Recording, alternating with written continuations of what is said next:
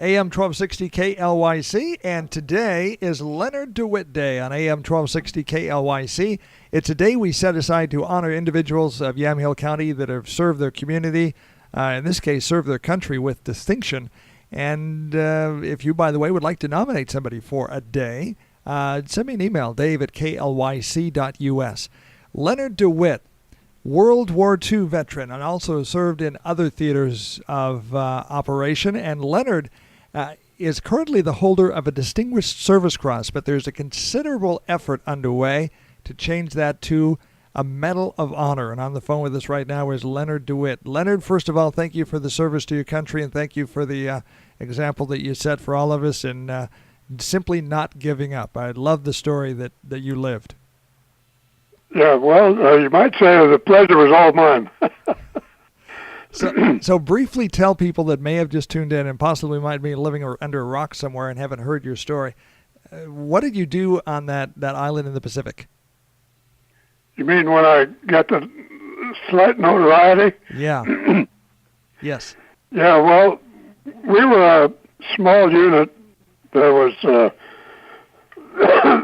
excuse me, not many of us left out of our original company of about 160. There were about 60 of us left. And we had encountered this large Japanese force. I hate to just say Japanese because they're our buddies now, but the Japanese Imperial Force, put it that way. And they were defending a big naval base. And we wanted to take the naval base away from them, and they didn't want us to. And there were we guessed about 5,000 of them, dug in, had a long time to dig in, very heavy fortifications. And their area there, by about a quarter of a mile each way, on a peninsula called the Salomon Peninsula, overlooking their naval base. And there was a ridge line that ran from there up to a mountain called Taboo, I think it was, back to the rear. And they used that for a communication route. They could move troops back and forth along that. And then if they had to, they'd dive down off that into the jungle and attack somebody or something on that order. But anyway, the ridge line was pretty easily passed over because it wasn't jungly like down below. And we found a high spot on that about 100 yards from their great big positions, which they had plenty of time to dig in and fortify and all that. And they were beating off our outfit that was trying to hit them at different places along the edges. But we kind of had almost a high-level view of their position. So, and there was also a great big stump there that we could use to crawl up on and direct artillery fire on them, and we were doing a pretty good job. We were destroying all our cover and concealment and beating off tearing up their bunkers and things like that. And we were doing a lot of damage to them, and so they wanted us off of there. They tried one hit at us, and we drove them off. They made the mistake of coming down the ridge, and that was pretty easy to defend against, because they were just in a line. So on that July night 70 years ago, I believe it was in Papua New Guinea, you heard the Japanese soldiers coming up the ridge, correct? Well, yeah, they did a lot of shooting. Yeah. They were firing machine guns and artillery and everything else at us. And so we drove them off that time because, they were massed on this ridge, and that was kind of bad for them. We had one machine gun stuck down there in their face, and it and the guys who were protecting it pretty well beat them back. We had to build a graveyard the next day for them, and so they wouldn't start smelling. So anyway, they gave up on that for a little bit, and we proceeded to keep decimating our position. And I think after a while they decided that we were the guys who were doing it. I think at first they just thought we were a nuisance, you know, they were going to run us off. But I think it finally dawned on them that we were the cause of all their misery. We were shooting at them at night and the daytime and everything else, and so they sent a group around, and instead of coming down that ridge again, they came around the flank. And I happened to go up there. I heard all the racket. There's a big loudmouth guy yelling at them and directing them where to go, and they were down here in the position we were on had steep sides, and we'd put a little perimeter up there on top. And we didn't have enough people to have a reserve. We just had the guys who could just defend an area in front of themselves. And so I was with another guy, the first sergeant, and I was a communications sergeant. And I heard a lot of racket up there. This guy was shouting at these troops, and I figured something was going on that might not be good. So I left the first sergeant there, and I went up by myself up there to see what was going on. And I was what you might say the only reserve we had. And I ran into four guys who were departing the area. They claimed they had a casualty with them, but they were just running out. And I run up where they had been, because that was dangerous as a $2 pistol. So I got up there and I found they'd vacated a position where the Japanese were coming up. That's why they'd taken off. And so I found a heavy rifle that's kind of like a machine gun that we had at the time that they'd run off and left. So I picked that thing up, and you know, you're really stupid if you stand on the rim of a position like that with somebody down below, because even in the night sky they could see you kind of silhouetted. But this was kind of an emergency. So I just walked back and forth along the ridge there, shooting down into these characters. I could hear them crawling up through the bushes. They'd shot artillery at us and blown all the stuff off the top, but there were still a lot of bushes to hang on to work their way up at the sides. And I let them have them with that 20-round clip of that thing, and that seemed to kind of make a lot of them less enthusiastic about coming up. And then I had a Tommy gun with me, and I gave them a couple of clips of that, walking back and forth, you know, like a dummy. And then I could still hear this big loudmouth guy yapping. So the Aussies had given us some real good hand grenades. They were supplying us at that point, pretty much. And they were a great big grenade that made a big blast when it went off, and we really liked it. So I found 4 of them that they'd left behind, the outfit that left the position, and I had a couple with me. So I wound up and slung one and down where I thought this loudmouth was shouting at me, or these troops, and I threw it up in the air as high as I could so I'd maybe get an airburst and get more of them. And they heard the handle fly off the grenade when I threw it, and I heard him going, making noises like, "Look out, watch out, here comes a grenade," or something, you know. And so I figured, I'll fix you. And so I threw another one. And this time, as soon as it went off, I threw another one. And I threw about 4 more. And as each one would go off, I'd throw another so they wouldn't hear the handle go off. And I kind of covered an area down there where I thought they were. And I didn't hear any more racket from any of them. And by shooting at them, I'd driven them back down the slope. And then as I got down in there, I gave them these hand grenades. It was like an artillery barrage. And so I figured I was listening to see if I could tell what they were doing. And I couldn't hear anything. They were either all down there crawling away or doing something. They wanted to get the heck out of there. So then one of them threw a grenade at me, and he was way down there below me, you know, about 50 feet down below. And their grenades make a sparkle as they throw them. So here come this sparkler up the hill, and I hit the ground and rolled to get away from it, and fell down through this ravine that didn't have hardly any brush in it, just a little thing about 2 feet wide or 3. And had grass in it, so I rolled into that and kind of slid down and landed between two of them that were off to the left of where I'd been shooting and throwing grenades. And they apparently got stuck up there or something before the rest of them took off. And so I had a bayonet in my scabbard on. I carried around open cans with and stuff. I was carrying a Tommy gun. I didn't really use a bayonet. And I grabbed that out and I stuck it into this guy on the right. And he let out a big squawk and flew down the hill. And my bayonet got tangled up in his clothes, and I lost it. He took it with him. And so the guy on the left, I could kind of see him. I had my face about 2 feet from him.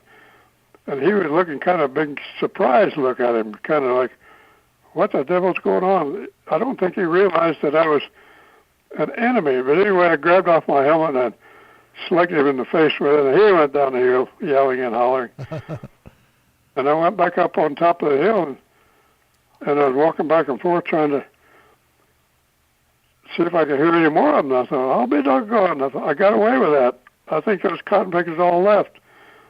And so, but I didn't have anything left to, I'd shot up all my ammunition, threw all the grenades, lost my damn bayonet. For some reason, I was just a little either saying hooray or ticked off or something, but I grabbed off my helmet and slung it down this little ravine. And it went skittering down there, and because, just kind of a bare ravine with grass in it. And I thought, no, that was kind of stupid, but I didn't have anything else. So I went and got the lieutenant that was in charge of that area. First I got the guys on both sides and told them that there was nobody else there in the middle, so they better keep a close eye out. Went down and got the lieutenant that's supposed to be in charge of that area and told him he didn't have anybody there to get somebody up there. And that took care of him. So I beat them all off. And so they figured that go ahead. Was worth a medal or something. So they think that maybe that when you threw the helmet there, they thought that might have been a satchel charge and the rest of them took off. I think they'd already took off, to tell you the truth. So, but that, who knows, Single-handedly, they found 20 bodies of Japanese soldiers, and who knows how many others were scared off. And one guy, you, held them off. And there's a lot of people, including myself, not that that means anything, but there's a lot of people here in Yamhill County that believe that deserves a Medal of Honor and not a Distinguished Service Cross. I know. And so there's an effort to get that, and they're also working on building a statue for you. And it's you. I know that. You throwing a helmet. Yeah, I know. I've talked to the sculptor. He's a nice kid. He and his father have been sculptors for quite a while, and they're very highly prized people. They built a statue of Admiral Nimitz, which they sent to Hawaii, and there where the ships got bombed by the Japs. And that statue is made out of bronze, and I saw a picture of it, and they go into such detail that you could even see the stitches on his shirt collar where the buttons are sewn on. His shirt collar was open like a uniform usually in wartime, but a marvelous statues, the way they build it. It's total bronze. And so the kid's name is Chad. I can't remember his last name. Caswell, yeah. Chad Caswell. And anyway, he's working on this for me, and they're trying to collect some money to pay him for it. The one of Nimitz costs $100,000, and the one they want he's going to do this on his own for his first time, and he's really tickled to get it, so he's only going to charge about $19,000. And they've got about $5,000 of it so far, but they're still trying to raise money so he can finish the statue. But so what do you think of what do you think of all this? First of all, what do you think of the effort to change the medal to a Medal of Honor? Yeah, I'll tell you what I think. I think it ought to be done because here, the 41st Division, that's the Oregon National Guard. It's a brigade now. It's half as big, but it's still 41st. But the 41st has a lot of guys in it now, and they've been to Afghanistan and to Iraq and fought over there. And now they're going back in 2014 to finish it up. They're going to be the detail that goes over there and as the last outfit to come out of Afghanistan when they finally finish the thing. Now, those kids, here you are. Here's a fighting outfit yet. The best in the Army, by the way, or one of the best. And they're going over there to finish this up. And you know that their division, originally and now brigade, has never had a Medal of Honor since the Spanish-American War. And it did a lot of things that fought totally in Europe. It was the first one to go, not Europe, it was the first one to go to the Pacific at the start of World War II, and the last one to come home. They went over there and occupied Japan for about a year. And here this outfit's done all this fighting, and they fought through many, many battles in the Pacific, different islands, including the one that I was in with them. And that darn thing was a 76-day and night battle without let-up. They figured that was a project that had never been done before. And they've never had a Medal of Honor. Of all the fighting that outfit's done and all of the sacrifices and guys killed and wounded and battles they've won, they've never lost. When the Japanese Imperial forces came to fight with us, they had never lost a battle in the Pacific. They'd beaten the Chinese, the English, even MacArthur in the Philippines, the Dutch. Everybody they come in contact with, they had thoroughly trounced them until they ran into us. And we drove them back up through 200 miles of New Guinea and then finally beat them to a pulp and took their naval base away from them. Well, good for before you. we were sent back to Australia for training and refurbishing, get some replacements in. Now, that outfit deserves somebody to have gotten a lot of blinking medals of honor, if you ask me. And if we can only get this one, and if I get the dang thing, I'm going to promptly take it over there to the 41st Infantry Division Museum and put it up on a museum board there, because I figure the darn division deserves it. Well, I think they Not do. me so much, but the division. Now, what about the At statue? least they'd have one from all that time, you know. I understand that. So what about the statue? What do you think of the statue project? I think it's marvelous. It's going to be really a good thing. I think our little kids can go around and look at it and say, what'd that guy do? And if somebody can tell them a little bit, why, they'd be kind of proud of their ancestors. Well, I think one of the things that I like about your story, Leonard, is that you didn't give up. You used what you had at hand, and you simply didn't run. And so many times when people, soldiers, and just civilians are faced with unsurmounting odds, they tuck tail and run. And you didn't run. You used everything you had. You didn't give up, even throwing your helmet, which was the last thing you had.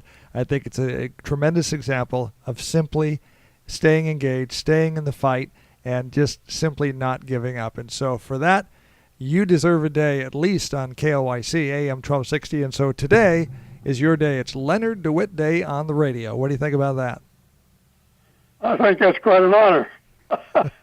I know. Yeah. I know it doesn't compare with Appreciate it. I know it doesn't compare with the Medal of Honor, but it's the best we can do. Darn, I think it's pretty darn good. Today I appreciate it. Today is Leonard DeWitt Day on AM 1260 KLYC. Congratulations, sir. Thank you for serving your country. Thank you for being the soldier you were and the man you are. Thank you.